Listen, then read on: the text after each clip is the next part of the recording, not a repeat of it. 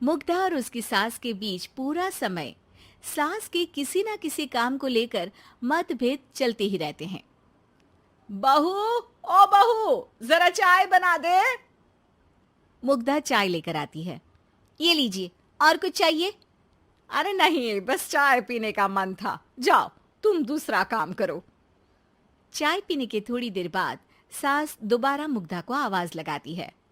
अरे बहू रे, आओ बहू, जरा हलवा तो बना दे, मीठा खाने को मन हो रहा है। इसी तरह मुग्धा की सास पूरा समय कोई ना कोई काम बताकर उसे रसोई से बाहर तक निकलने नहीं देती। कभी चाय, कभी हलवा, कभी पानी तो कभी दूध, हर समय खाने को चाहिए। और उसके लिए अपने हाथ पैर बिल्कुल नहीं हिलाने। परेशान किया हुआ है इन्होंने। सास की जबरदस्ती परेशान करने की आदतों से दुखी मुग्धा एक शाम सचिन के साथ अपने कमरे में बैठी हुई बात कर रही होती है।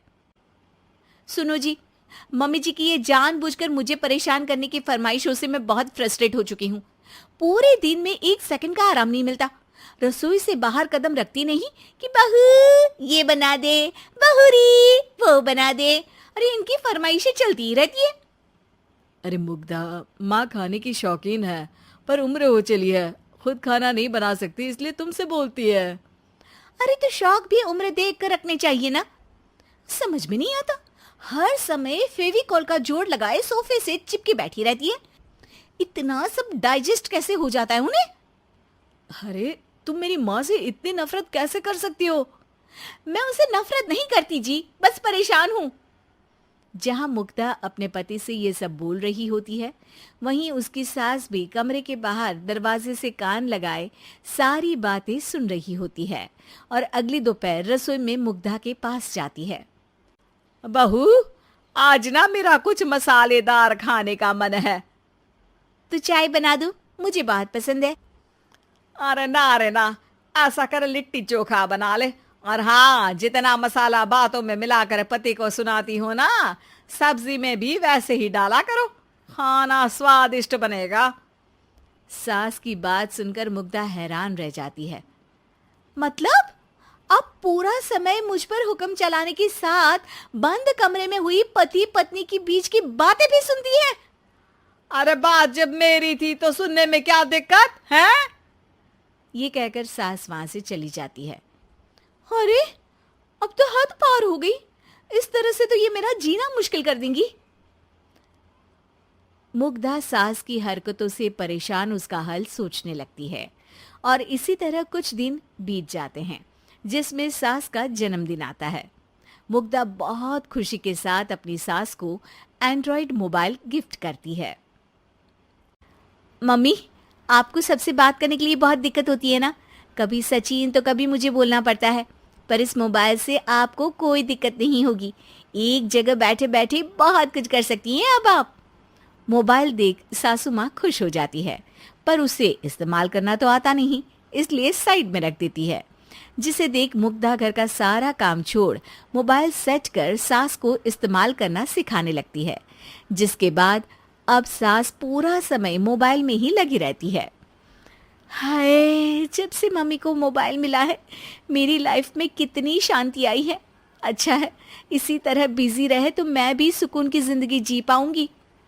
अब मुग्धा जब मन करे काम करना, जैसा चाहे वैसा खाना बनाकर खाना, पूरा समय रिलैक्स और खुश रहने लगती है। क्या बात है, आजकल तुम बहुत चहक रही हो। अरे मम्मी जी से छुटकारा जो मिला है, अब ना फरमाइशें ना छुप छुप कर बातें सुनना। अच्छा, तो मोबाइल गिफ्ट करने की ये स्कीम थी। इसी तरह दिन बीतते हैं और अब मोबाइल पर लगी सास फरमाइशों की जगह सवालों के लिए बहू को आवाजें लगाना शुरू कर देती है। अरे बहू सुन तो, देख जरा किसी का फोन क्यों नहीं मिल रहा? रिचार्ज खत्म हो गया है, पर अभी 4 दिन पहले ही तो मैंने किया था। इतनी जल्दी कैसे खत्म हो गया? अरे मैंने कल तेरी कनाडा वाली मौसी सास से 3 घंटे बात की थी ना। क्या? इतना महंगा तो मोबाइल भी नहीं आया जितना महंगा इसका रिचार्ज पड़ रहा है। इसके बाद तो जैसे मुग्धा के दिन के 24 घंटे में से 20 घंटे सास के पास उनके मोबाइल रिलेटेड प्रॉब्लम सॉल्व करने की ड्यूटी ही बन जाती है। अरे मुग्धा, ये मोबाइल में अचानक तेरी मौसी सास की शक्ल क्यों दिखने लगी? और ये तो हिल भी रही है। मम्मी, ये गूगल डुओ का वीडियो कॉल है। इसमें आप बात करने के साथ एक दूसरे की शक्ल भी देख सकती हो। अच्छा, ये तूने मुझे पहले क्यों नहीं बताया? अब बताने के लिए पहले नहीं बताया। इसी बीच सचिन भी वहां आ जाता है और सास अपनी वीडियो कॉल में बिजी हो जाती है। क्यों, सास बहू में क्या गपशप चल रही है? इसे गपशप नहीं, दिमाग का दही होना बोलते हैं। पर तुम तो मम्मी को मोबाइल देकर बहुत खुश थी, फिर क्या हुआ? हाँ, उसका सुकून भी कुछ ही दिन मिला। अब घर के टंटे खत्म हुए तो मोबाइल की टिंग टिंग शुरू हो गई।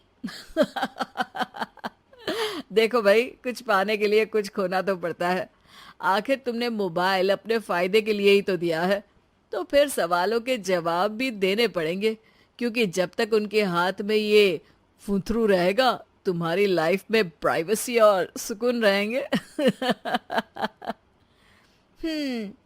कहने का मतलब है अगर इससे प्यार बढ़े तो दाग अच्छे हैं। अरे मुझे पहले दिन से ही पता है मोबाइल किस मकसद से दिया गया है। भूलो मत, इससे पहले मैं बातें ही सुनती थी। सास की ये बात सुनकर मुग्धा शॉक में और सचिन हंसता रह जाता है।